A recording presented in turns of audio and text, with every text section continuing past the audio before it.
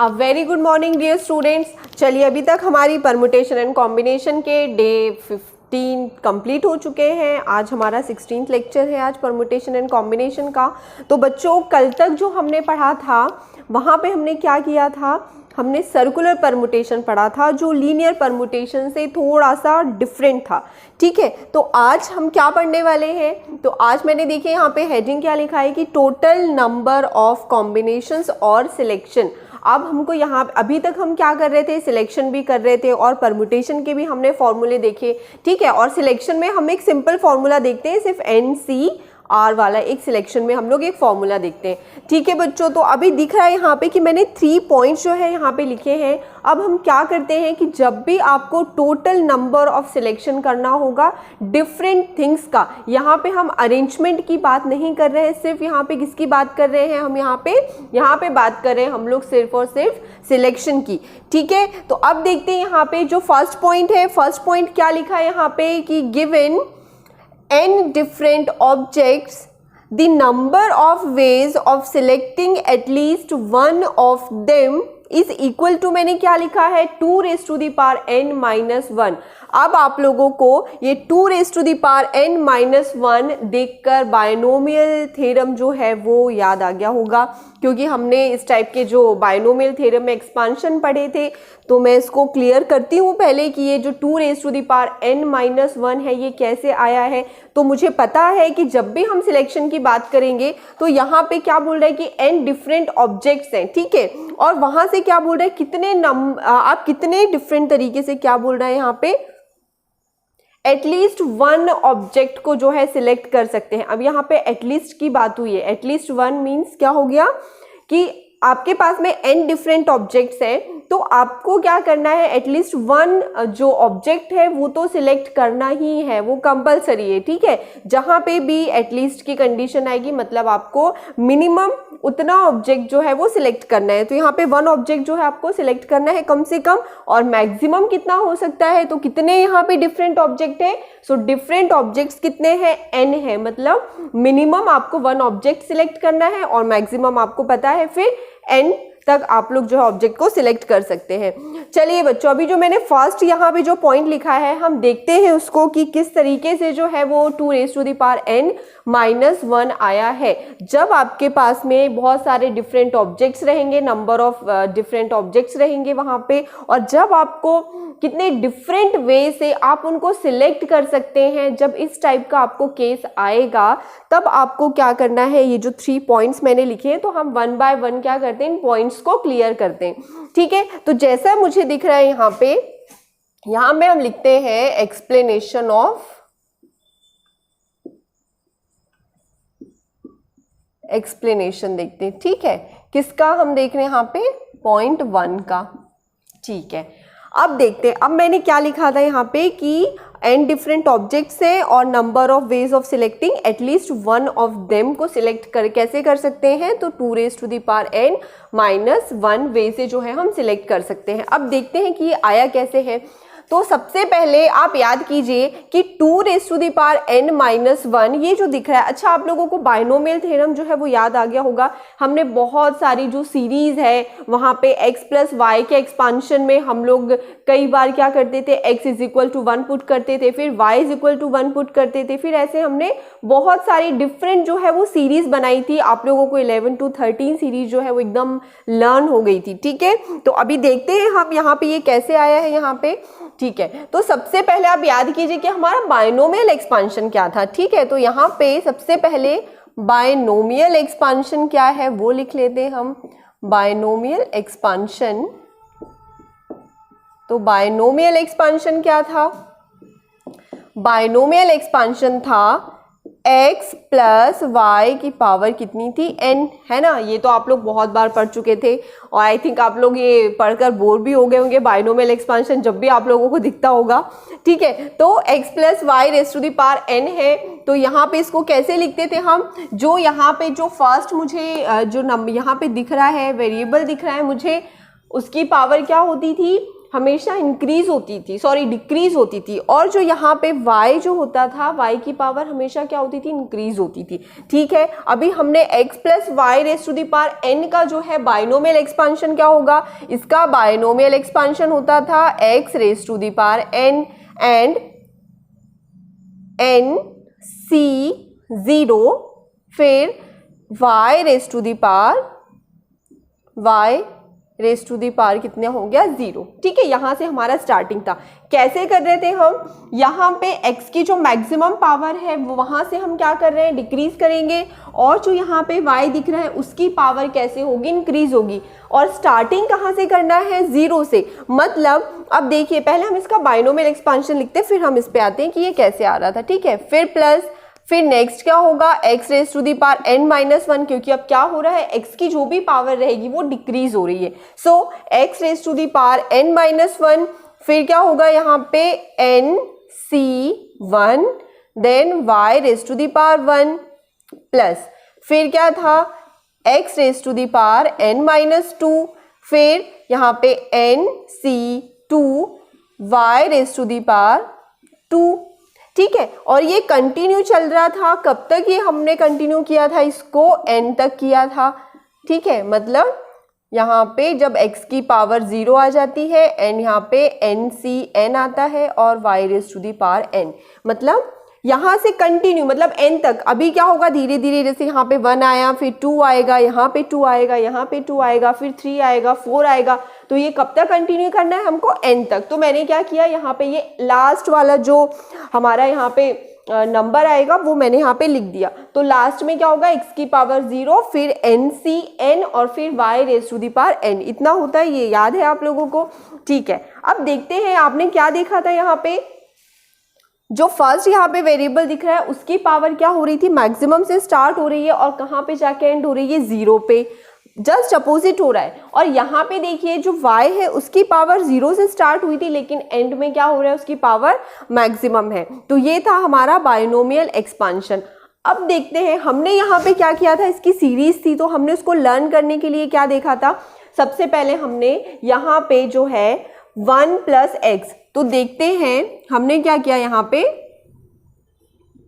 y is equal to x and x is equal to 1, ये हम इस series में पुट करते हैं। ठीक है, तो हमारा भी आंसर क्या बनेगा, यहाँ से 1 plus x raise to the power n, ये हमने रख दिया। तो अब देखिए, जहाँ जहाँ पे भी x आएगा उसकी जगह पे हम क्या रखेंगे, 1 रखेंगे, और जहाँ पे भी मुझे y दिखेगा तो वहाँ पे हम क्या रखेंगे, वहाँ पे हम रखेंगे x। ठीक है, तो जैसे ही x raise to the power n दिख रहा है मुझे, तो हम इसको कैसे लिख सकते हैं, x मतलब 1, सो 1 की पावर n मतलब वो कितना हो जाएगा, 1 हो जाएगा। तो उस 1 को अगर आप नहीं भी लिखेंगे तो भी कोई बात नहीं। अब यहाँ पे देखिए जो nc0, तो nc0 तो मुझे लिखना ही है क्योंकि वहाँ पर x और y दोनों भी नहीं है, तो हम क्या लिखेंगे यहाँ पे nc0। अब देखिए यहाँ पे y की जगह पे मुझे क्या रखना है, x रखना है, तो ये हो गया यहाँ पे x raise to the power 0। ठीक है, प्लस अब यहाँ से देखिए फिर से यहाँ पे 1 आएगा, और 1 की पावर कितनी है, n माइनस 1, तो यहाँ पे पावर हम रखेंगे nc1 and x raise to the power क्या हो जाएगा 1, फिर रखेंगे इसको हम nc2 x raise to the power 2, और ऐसे ये लास्ट तक कहाँ पे जाएगा, ncn और x raise to the power n, यहाँ तक जाएगा। ये हमने देखा था बाइनोमियल एक्सपांशन में। इतना क्लियर हुआ बच्चों। अब क्या करेंगे, हमने क्या देखा था फिर सीरीज में। ठीक है बच्चों, तो यहाँ तक हमने देख लिया था। अब 1 प्लस एक्स की पावर n जो मुझे दिख रहा है ये उसका एक्सपांशन हो गया। फिर हम क्या कर रहे थे, जो मुझे यहाँ पे x दिख रहा था, अब यहाँ पे इस इक्वेशन में हम क्या रखते हैं, x इज इक्वल टू 1 रख देते हैं। तो अब देखिए यहाँ पे ये क्या हो जाएगा 1, और यहाँ पे हमने 1 रखा तो क्या हो जाएगा, यहाँ पे 2 raise to the power n हो जाएगा। अब यहाँ पे जहाँ पे भी x दिख रहा है उसकी जगह पे मुझे क्या पुट करना है, 1, तो वो वैसे भी 1 ही होगा। तो हम क्या लिख सकते हैं, सिर्फ इसको nc0 plus nc1 plus nc2 plus nc3, और ऐसे ये लास्ट में आएगा ncn। तो ये हो गया इसका कंप्लीट सीरीज। इतना क्लियर है बच्चों, 2 रेस्ट, क्योंकि हमने क्या किया, सिर्फ यहाँ पे x की जगह पे अब 1 पुट किया है। तो 1 + 1 मतलब कितना हो गया 2 and 2 raise to the power कितना हो गया n। अब क्या किया हमने, जहाँ पे भी x था वहाँ पे 1 रखा तो सिर्फ क्या बचा NC0, NC1, NC2 and last वाली जो टर्म होगी वो क्या होगी NCN होगी। ठीक है, अब यहाँ से दिख रहा है धीरे धीरे हम ऑलमोस्ट ये जो फर्स्ट केस दिख रहा है वहाँ पे हम आ चुके हैं। ठीक है, कैसे, अब देखिए कंडीशन क्या थी कि एटलीस्ट मुझे 1 ऑब्जेक्ट जो है वो सिलेक्ट करना है। तो जब मुझे 1 ऑब्जेक्ट सिलेक्ट करना है तो आप देखिए यहाँ से कि n ऑब्जेक्ट है और n ऑब्जेक्ट से आपने क्या किया, यहाँ से 1 ऑब्जेक्ट को मिनिमम क्या किया है, सिलेक्ट किया है। तो इसका मतलब मुझे जो कंडीशन चाहिए वो यहाँ से चाहिए, क्योंकि टोटल नंबर ऑफ सिलेक्शन मुझे देखना है। ठीक है, तो अब हम क्या कर सकते हैं, यहाँ से मुझे एटलीस्ट 1 तो जो है वो सिलेक्ट करना है, तो मैं क्या करूँगी, ये जो NC0 वाली कंडीशन है उसको क्या कर सकती हूँ, उसको ट्रांसफ़र कर सकती हूँ। ठीक है, तो अब मुझे यहाँ से अगर NC1 एटलीस्ट 1 ऑब्जेक्ट जो है वो हम सिलेक्ट कर रहे हैं और टोटल नंबर ऑफ ऑब्जेक्ट कितने हैं, तो वो है n। ठीक है, तो अब उसके बाद में ये जो है NC2 plus NC3 plus NC4 plus अब लास्ट वाला जो होगा वो होगा NCN। तो ये क्या हो जाएगा, अब देखिए 2 raise to the power n जो है वो एज इट इज़ है, तो इसको लिख दिया हमने 2 raise to the power n। अब देखिए यहाँ पे जो NC0 दिख रहा है, तो NC0 इज इक्वल टू क्या होता है, वो होता है 1, और इसका प्रूफ करके भी हम लोग पढ़ चुके हैं। ठीक है, कि जो NC0 इज इक्वल टू होता है 1, तो इसलिए जब हम इसको इधर ट्रांसफ़र करेंगे तो ये प्लस का NC0 है मतलब 1 है, तो जब इधर ट्रांसफ़र करेंगे तो क्या होगा 2 raise to the power n, and ये वाला इधर आएगा तो -1 हो जाएगा, तो ये हो गया -1। तो इतना क्लियर हो गया बच्चों कि ये जो 2 raise to the power n-1 है वो कैसे आ रहा है। ठीक है, तो ये फर्स्ट वाला जो आपने एक्सप्लेनेशन देख लिया अच्छे से।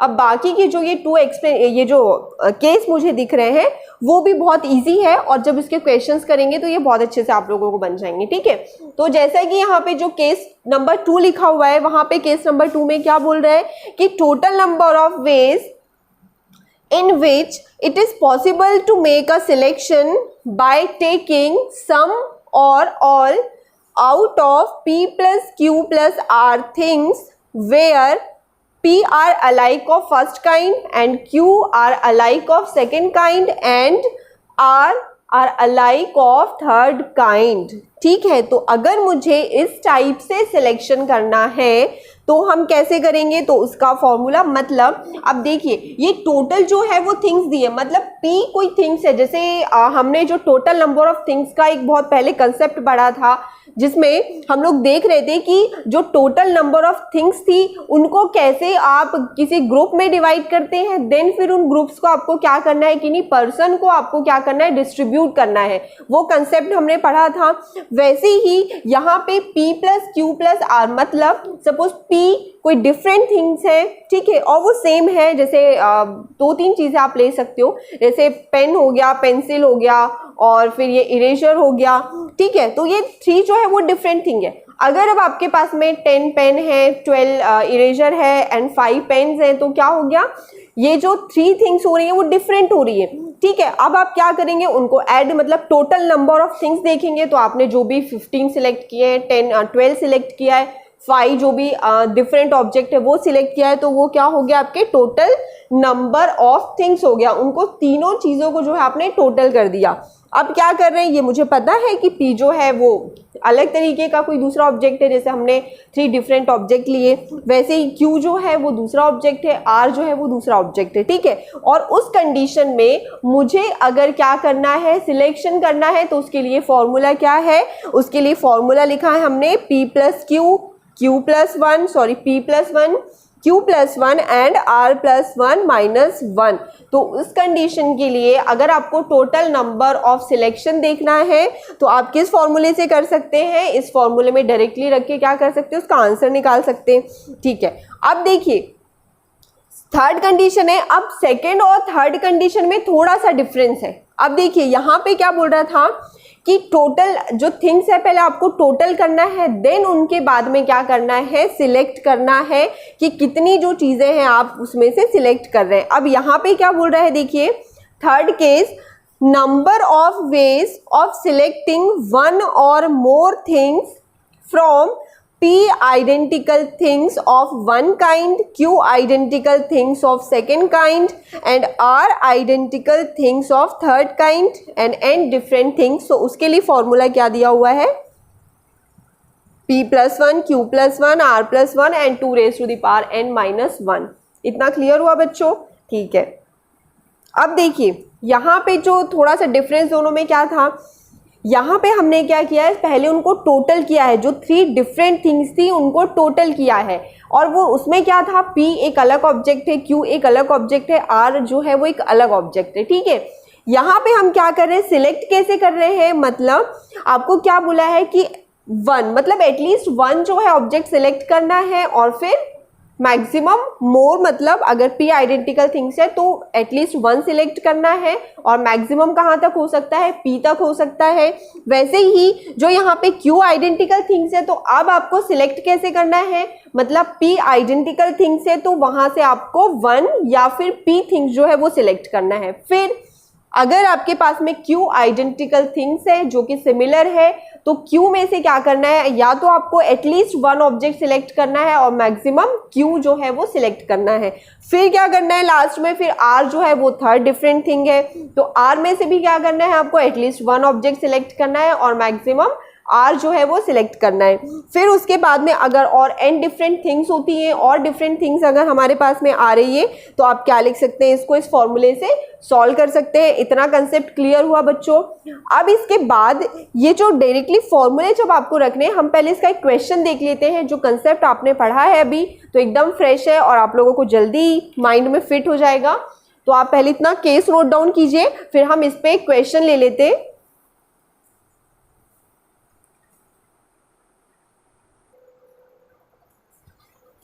चलिए बच्चों, अभी तक हमने जो कंसेप्ट देखा है अभी उस पे बेस्ड अभी हमें क्वेश्चन लेते हैं। So question is, there are 3 books of mathematics, 4 of science and 5 of English. So in how many different collections can be made such that each collection consist of. तो यहाँ पे जो क्वेश्चन है वहां पे देखिए मुझे 3 कंडीशन दिख रही है। So first condition is 1 book of each subject, and the second condition is at least 1 book of each subject, and the last condition is at least 1 book of English। तो पहले हम 1 by 1 जो है conditions को clarify करते हैं। ठीक है, तो यहाँ पे जो फर्स्ट कंडीशन मुझे दिख रही है वो देखते हैं हम इसका सॉल्यूशन कैसे होगा। तो देखिए फर्स्ट, अब मुझे समझ में आ गया कि यहाँ पे मेरे पास में जो 3 बुक्स थी वो मैथमेटिक्स की है, एंड 4 बुक्स जो है वो साइंस की है, एंड लास्ट में जो 5 बुक्स है वो इंग्लिश की है। अब देखिए जो फर्स्ट कंडीशन मुझे क्या बोल रहा है कि आपको इस टाइप से जो है बुक्स का सिलेक्शन करना है कि 1 बुक ऑफ ईच सब्जेक्ट, मतलब आपको अब जो सिलेक्शन करना है वो कैसे करना है कि आपको 1 बुक जो है वो हर एक सब्जेक्ट की सिलेक्ट करना है। 1 बुक, ओनली 1। यहाँ पे कंडीशन नहीं दी है कि एटलीस्ट 1 बुक, अगर एटलीस्ट बोलता तो 1 बुक हो सकती है और फिर मैक्सिमम जो नंबर्स दिए हैं वो हो सकते हैं। ठीक है, तो जो इसका फर्स्ट केस होगा, तो फर्स्ट केस देखते हैं हम एटलीस्ट 1 बुक सिलेक्शन के लिए। तो अब देखिए ईच सब्जेक्ट मतलब यहाँ पे मैथमेटिक्स की जो 3 बुक्स है तो वहाँ से मुझे 1 बुक सिलेक्ट करना है, तो मैं क्या लिख सकती हूँ, 3C1। और आपको पता है ये जो 3C1 है ये क्या हो गया, सिलेक्शन का फॉर्मूला है, कॉम्बिनेशन का फॉर्मूला है कि जहाँ से मेरे पास में नंबर ऑफ बुक्स कितनी है मैथमेटिक्स की वो है 3, और मुझे कितनी सिलेक्ट करनी है, सिर्फ 1 बुक सिलेक्ट करनी है, तो ये मैंने लिख दिया 1। देन अब यहाँ पे जो नेक्स्ट बुक है वो कौन से सब्जेक्ट की है, तो नेक्स्ट बुक है साइंस की, और कितनी है वो, तो 4 बुक्स है। तो मुझे क्या करना है, 4 साइंस की बुक में से सिर्फ 1 साइंस की बुक जो है वो सिलेक्ट करना है, तो इसको मैं लिख सकती हूँ 4C1 इनटू। अब नेक्स्ट बुक है वो कौन से सब्जेक्ट की है, तो अब जो नेक्स्ट बुक है वो है इंग्लिश की, और कितनी टोटल बुक्स है, तो बुक्स है यहाँ पे 5। तो हम क्या करेंगे, इन 5 इंग्लिश की बुक से 1 बुक जो है वो सिलेक्ट कर लेंगे।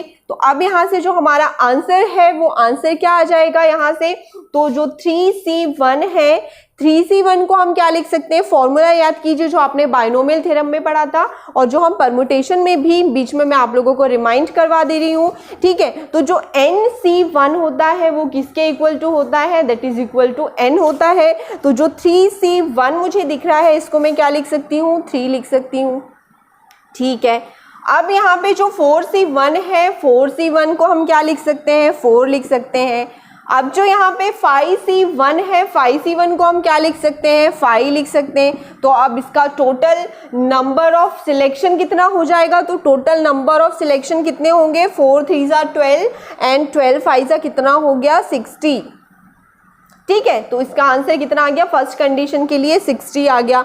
चलिए अब देखते हैं हमारी सेकंड कंडीशन क्या है। सो सेकंड कंडीशन देखते हैं क्या बोल रही है सेकंड कंडीशन में। अब सेकंड कंडीशन ये बोल रही है कि एटलीस्ट 1 बुक जो है आपको हर एक सब्जेक्ट का सिलेक्ट करना है, हर एक सब्जेक्ट का जो है एटलीस्ट 1 बुक आपको सिलेक्ट करना है। और मैंने बताया है कि जैसे ही एटलीस्ट की बात आती है तो कम से कम 1 बुक सिलेक्ट करना है और मैक्सिमम जितने भी नंबर ऑफ बुक्स मुझे गिवन है उतना मैं सिलेक्शन करूँगी, ठीक है बच्चों। तो देखते हैं जो कंडीशन नंबर सेकंड है।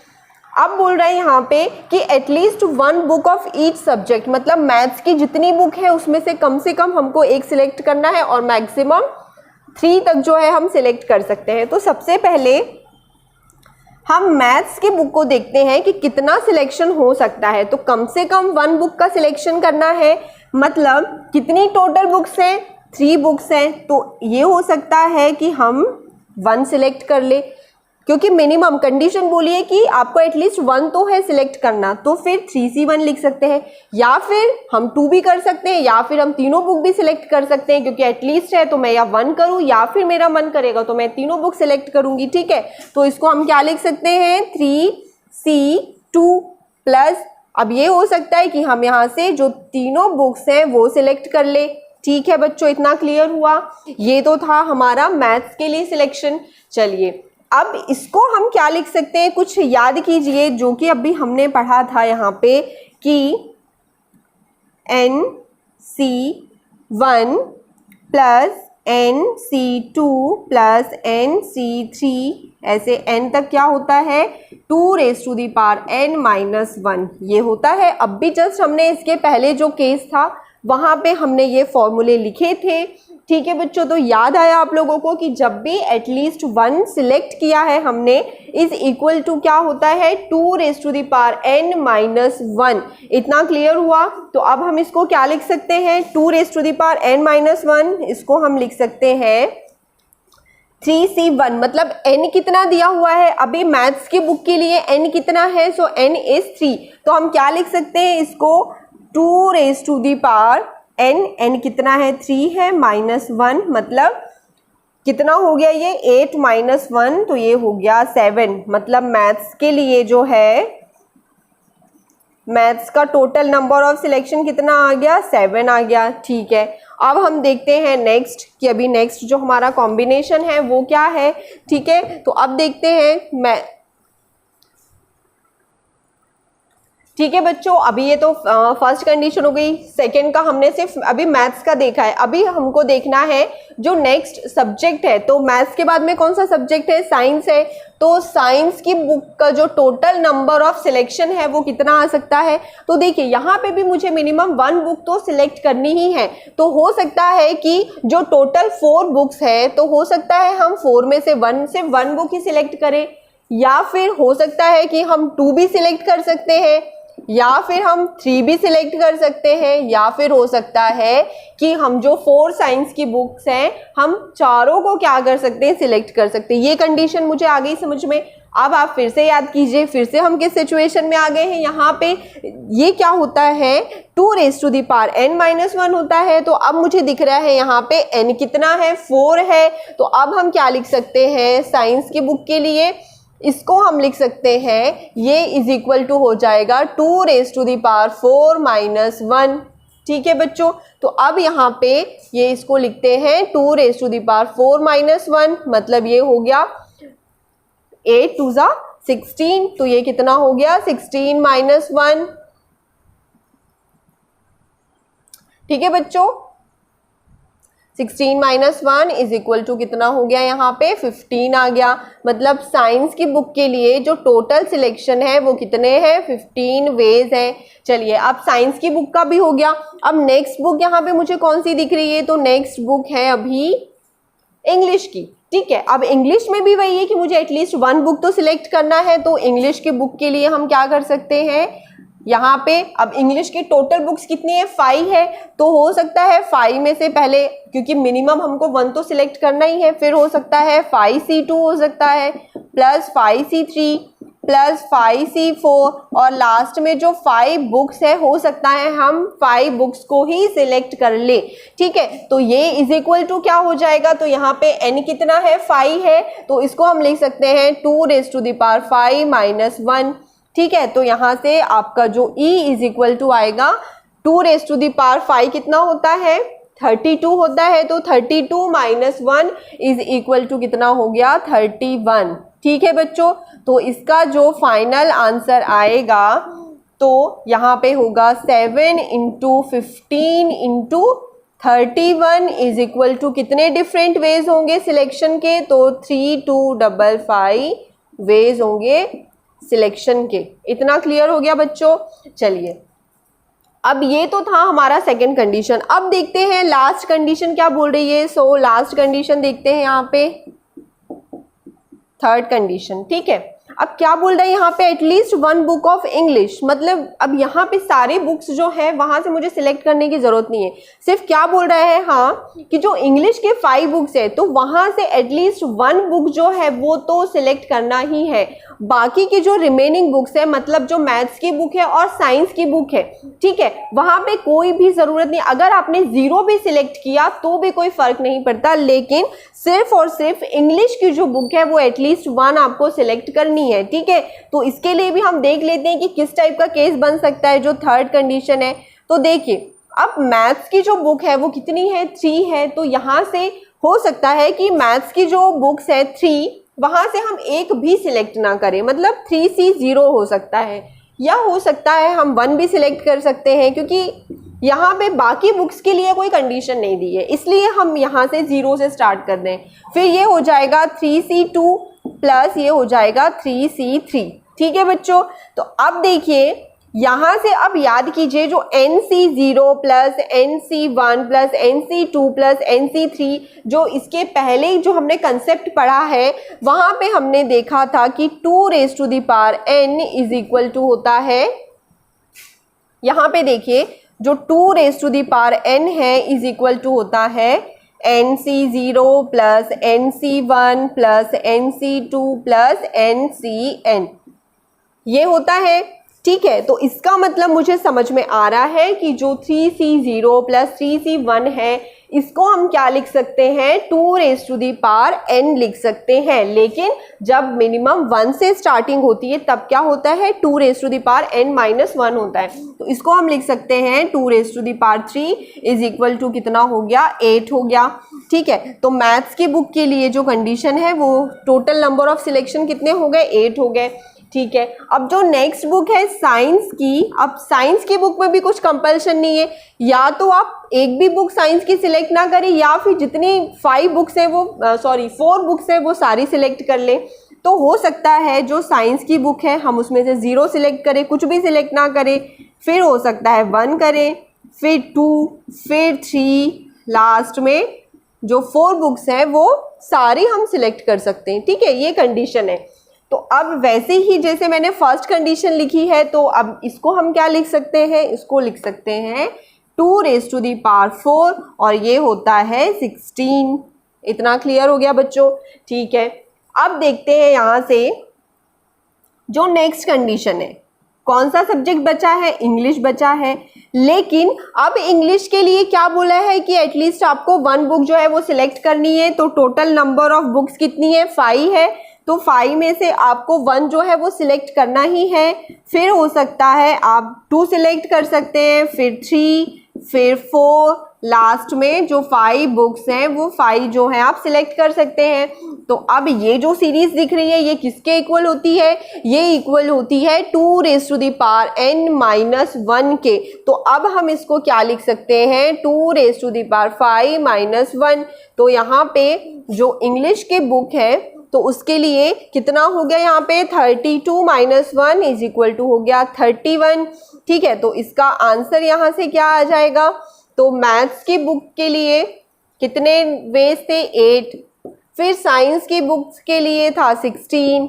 फिर यहाँ से कितना हो गया 31। तो अब यहाँ से जो है इसका टोटल नंबर ऑफ आंसर्स का कितना आ जाएगा, 3968 वेज। ये हो गया इसका टोटल आंसर। इतना क्लियर हो गया बच्चों, जो अब भी हमने कंसेप्ट पढ़ा तो इस टाइप से जो है आप इसके आंसर जो है वो फाइंड आउट कर सकते हैं। इतना आप लोग नोट डाउन कीजिए, फिर हम इसका जो नेक्स्ट टॉपिक है वो अपने नेक्स्ट क्लास में देखेंगे।